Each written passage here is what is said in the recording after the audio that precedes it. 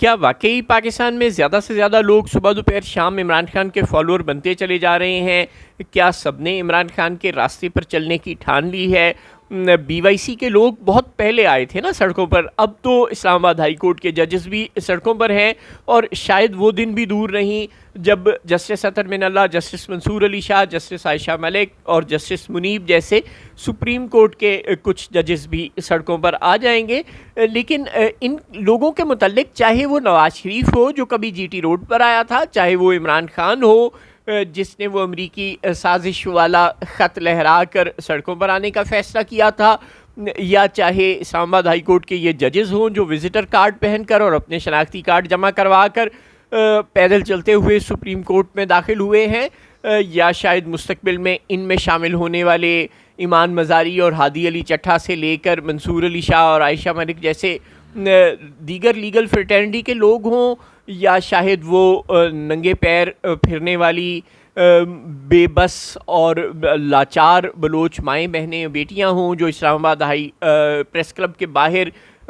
2 ماہ سے زائد عرصے سے بیٹھی ہیں، یا ڈاکٹر ماہرنگ بلوچ جیسی وہ نڈر اور جرأت مند خواتین ہوں جو جیلوں میں قید ہیں۔ یہ سب کے سب لوگ اگر آج سڑکوں پر آ رہے ہیں تو ان کے متعلق ہمیں بار بار 2 قسم کی شدید کرٹیسزم سننے کو ملتا ہے، اور جو بالکل ایک دوسرے سے مختلف ہے۔ ایک کمیونٹی کا یہ کہنا ہے کہ یہ لوگ میڈیا کی اٹینشن لینا چاہتے ہیں، یہ اٹینشن سیکرز ہیں، ججوں کو کوئی ضرورت نہیں تھی کہ وہ یہ پاسز لے کر سپریم کورٹ سے عام سائلین والے راستے سے آتے، وہ وکیلوں کے ذریعے پٹیشن فائل کر سکتے تھے، اور اگر وہ اپنے مقدمے خود بھی لڑنا چاہتے ہیں تو ٹھیک ہے، وہ ایز وکیل آتے اور پٹیشنز فائل کر جاتے۔ انہیں یہ سب کچھ ڈرامہ کیا ہے، انہوں نے صرف میڈیا کی اٹینشن لینے کے لیے کیا ہے۔ اور دوسری کمیونٹی یہ کہتی ہے کہ دیکھیں جی، انہیں یہاں آنا ہی نہیں چاہیے تھا، انہیں آنے کا فائدہ ہی نہیں ہے، اب جب 26ویں آئینی ترمیم ہو گئی، یہ ہو گیا وہ ہو گیا، اور اب اپیلیں بھی ظاہر ہے کانسٹیٹیوشنل بینچ کے سامنے لگنی ہیں، کیونکہ 184(3) کی پوزیشنز ہیں، ساری کی ساری جو رائٹ ہے 184(3) کا وہ اب انووک ہی صرف کانسٹیٹیوشنل کورٹ کر سکتا ہے، چیف جسٹس یا آفریدی تو کچھ کر نہیں سکتے۔ اگر کر بھی سکتے ہوتے تو انہوں نے بھی وہی کرنا تھا جو امین الدین خان صاحب اور ان کے ساتھیوں نے کرنا ہے۔ چنانچہ جب آپ کو انصاف کی کوئی توقع نہیں تو یہ سب کچھ کرنے کا فائدہ کیا ہے؟ یہی وہ وجہ ہے جو در حقیقت ان لوگوں کو لائی ہے سپریم کورٹ میں، اور یہی وہ وجہ ہے کہ یہ عام سائلین کے راستے سے آئے ہیں۔ اگر یہ نہ ہوتا، یہ ان ججز کو بھی پتہ ہے، یہ بچے نہیں ہیں، یہ اس سسٹم میں کام کر رہے ہیں اور ایک طویل عرصے سے کر رہے ہیں، اور ہم لوگوں کی نسبت یہ اس سسٹم کو، اس کی بے حسی کو زیادہ اچھی طرح سے جانتے ہیں کیونکہ یہ اس سسٹم کا حصہ ہے۔ چنانچہ ان کو بہت اچھی طرح پتہ ہے کہ انہیں اس وقت میڈیا کی اٹینشن کی ضرورت ہے، انہیں بہت اچھی طرح سے پتہ ہے کہ چور دروازوں سے، بند رستوں سے یا تاریک راستوں سے پٹیشن فائل کریں گے تو وہ گمنامی کی موت مر جائے گی۔ اگر انہوں نے خط لکھا تھا، اوپن خط لکھا تھا، تو وہ بھی جان بوجھ کر لکھا تھا۔ وہ پہلے 2 سال تک اپنے اس وقت کے چیف جسٹس اسلام آباد ہائی کورٹ کو کہتے رہے، سپریم کورٹ کے چیف جسٹس اور ان سب لوگوں تک اپنے پریشانیوں کو پہنچاتے رہے۔ کسی نے نہیں سنا تو وہ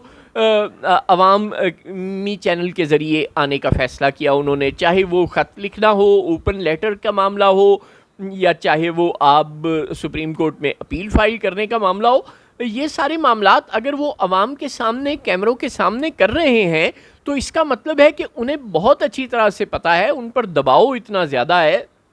کہ ان کو استعفے دینے پر مجبور کیا جا رہا ہے، تاکہ سارے کے سارے ہی ہم خیال ججز ہو جائیں، ان کے لیے انصاف کے سارے راستے بند کیے جا رہے ہیں تاکہ وہ تھک ہار کے بیٹھ جائیں۔ اور اگر ان کے نیچے کرسی نہ رہی تو آج کسی کو پتہ ہے کہ وہ چٹھا صاحب، وہ لیاقت چٹھا صاحب راولپنڈی کے ایک کمشنر تھے، 21ویں گریڈ کے تو وہ کم از کم تھے، اور 21ویں گریڈ کا افسر غائب ہو گیا، دنیا میں کہیں کسی کو نظر نہیں آ رہا۔ وہ کدھر گیا جس نے کہا تھا کہ یہ دھاندلی ہے اور یہ رگڈ الیکشن ہے اور میں قوم سے شرمندہ ہوں؟ پھر اس کا ایک سافٹ ویئر اپڈیٹ ہوا اور ایک سٹیٹمنٹ ویڈیو میں آیا، اور وہ خود کہاں ہے آج تک کسی کو نہیں پتہ۔ چنانچہ جب یہ ججز بھی کرسیوں سے اتر جائیں گے تو پتہ نہیں ان کے ساتھ کیا ہوگا۔ ہمیں نہیں بھولنا چاہیے کہ اگر ہم میں سے کوئی یہ سمجھتا ہے کہ اسلام آباد ہائی کورٹ کے ججز اور سپریم کورٹ کے ججز ریٹائر ہو جائیں گے یا کرسی پر ہوں گے تو وہ ان کو غائب نہیں کیا جا سکتا۔ آپ کو یاد ہوگا کہ کرنل انعام الرحیم صاحب جو کہ بے شمار لاپتہ افراد کے وکیل ہیں، وہ پاکستان کے کئی آرمی چیفز کے بھی استاد رہے ہیں، اسٹاف کالج کوئٹہ میں پڑھاتے رہے ہیں، وہ لا پڑھاتے رہے ہیں، اور کرنل صاحب کے جرنیل تو کتنے شاگرد ہیں یہ ہم گن بھی نہیں سکتے، لیکن کرنل صاحب کو بھی لاپتہ کر دیا گیا تھا۔ چنانچہ یہ کوئی بعید نہیں ہے کہ یہ ججز غائب ہو جائیں۔ ہم نے یہ ابھی کوئی پرانی بات نہیں ہے، افتخار چودھری صاحب اور ان کے تمام برادر ججز گھروں میں نظر بند تو ہو گئے تھے نا، تو یہ بھی اب بھی کچھ بھی ہو سکتا ہے، اور انہی معزز جج صاحبان کے جو یہ خط لکھ رہے ہیں، جو دہائیاں دے رہے ہیں، جو پٹیشنیں فائل کر رہے ہیں، ان کے بیڈ روم سے کیمرے نکلتے رہے ہیں، اور اب ان کی پہلے پرسنل لائف کو تار تار کیا گیا، ان کی چادر چار دیواری کا جو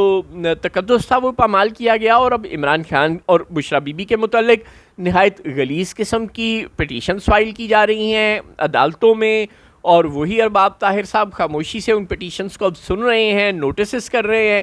چنانچہ یہ بات تو بالکل سب کو پتہ ہے کہ کسی کو عدالتوں سے انصاف نہیں ملنا، اور یہ بھی پتہ ہے کہ ان کے پاس کوئی آپشن نہیں ہے سوائے عوام کو انوالو کرنے کے، عوام کا پریشر بلڈ کیے بغیر اب ان کا گزارا نہیں ہے، چاہے وہ ڈاکٹر مہرنگ ہوں، چاہے وہ عمران خان ہوں، چاہے وہ جسٹس سردار اعجاز اسحاق اور محسن اختر کیانی اور ان کے دیگر برادر ججز ہوں، ان سب کے پاس، یا چاہے وہ بلوچ مائیں بہنیں ہوں جو غالباً اب تو 3 مہینے سے اسلام آباد میں سڑک پر بے یارو مددگار بیٹھی ہیں، ان سب کے پاس اب سنوائی کا کوئی راستہ نہیں ہے۔ بے شمار مثالیں ہمارے سامنے ہیں، وہ جوکھیو صاحب والا کیس، ناظم جوکھیو مرحوم کا، بلکہ شہید کہنا چاہیے، ناظم جوکھیو شہید کا کیس ہمارے سامنے ہے، جس کو زرداری مافیا نے بالکل ایلیمینیٹ کرنے کے بعد بھی جس کی جان نہیں چھوڑی، جس کے خاندان کی جان نہیں چھوڑی، اس کی بیگم اور وہ سب لوگ کہتے رہے کہ بہت پریشر ہے، ہم برداشت نہیں کر سکیں گے، ہماری مدد کر دو، ریاست نے نہیں سنی، اور ایونچولی ان کو سرنڈر کرنا پڑا طاقتوروں کے سامنے۔ تو اور یہ کوئی ایک دو مثالیں نہیں ہیں، پاکستان میں یہ بے شمار مثالیں ہیں جو ہمارے سامنے بھری پڑی ہیں۔ ایک دو لوگ ہی تھے ڈھیٹ تھے، بلکہ ایک دو کیا، صرف 2 جو سرٹیفائیڈ ڈھیٹ ہیں ایز آف دس مومنٹ۔ ایک کا نام ذوالفقار علی بھٹو شہید تھا، اور دوسرے کا نام عمران خان ہے۔ اب اللہ کرے کہ وہ زندہ رہیں اور اپنے کسی مقصد میں کامیاب ہو جائیں، لیکن مزاحمت پر آخر دم تک قائم رہنے والے لوگ کم ہیں۔ ہاں، جو تاریک راہوں میں مارے گئے ہیں ان کی تعداد بہت زیادہ ہے، چاہے وہ بھٹو کے ساتھی ہوں، چاہے وہ ایم کیو ایم کے لوگ ہوں، چاہے وہ پی ٹی ایم کے لوگ ہوں۔ راستے سارے بند ہیں، اور جب راستے بند ہو جاتے ہیں تو آپ لوگوں کو ڈرامے باز کہیں، لوگوں کو اٹینشن سیکر کہیں، یا آپ یہ کہیں کہ ان کی ایفرٹ فیوٹائل ہے، ان کو کوئی فائدہ نہیں ہونا، یہ سب انہیں بھی پتہ ہے، لیکن عوام کو انڈکٹ کیے بغیر، اور کم از کم یہ جو صورتحال ہے اس کو عوام کو اویئر کرنے کے لیے استعمال کیے بغیر لوگوں کے پاس آپشن نہیں ہے۔ اگر لوگ عوام کو کسی احتجاج پر قائل نہ بھی کر سکے تو بھی کوئی بات نہیں، کم از کم لوگوں کو پتہ تو چل جائے گا کہ کیا ہو رہا ہے اور کس طرح سے معاملات کو مینج کیا جا رہا ہے۔ چنانچہ عوام میں جانا اکلوتا حل ہے اس وقت۔ یہ جو بھی لوگ علی امین گنڈا پور ٹائپ آپ کو مذاکرات اور اس طرح کے بھاشن دے رہے ہیں، وہ ظاہر ہے صرف اور صرف اپنی کرسیاں بچانے کے لیے دے رہے ہیں۔ اس وقت ججز سے لے کر سیاستدانوں تک اور عام لوگوں تک کسی کے پاس بھی کوئی آپشن نہیں ہے سوائے اس کے کہ پبلک پریشر طاقتوروں پر پڑوانے کی کوشش کی جائے، اگرچہ پبلک کی کوئی اوقات نہیں ہے اور پوری دنیا میں نہیں ہے۔ امریکہ سے لے کے اٹلی سے دیکھ لیں، جہاں جہاں غزہ سے متعلق جو کچھ ہو رہا ہے، جس طرح فریڈم فٹیلا پر اپنے سمود فٹیلا پر جس پہ سینیٹر مشتاق اور بے شمار دنیا بھر سے سیاسی اور سماجی کارکنان سوار ہیں، جس طرح اس پر ڈرون حملے ہو رہے ہیں،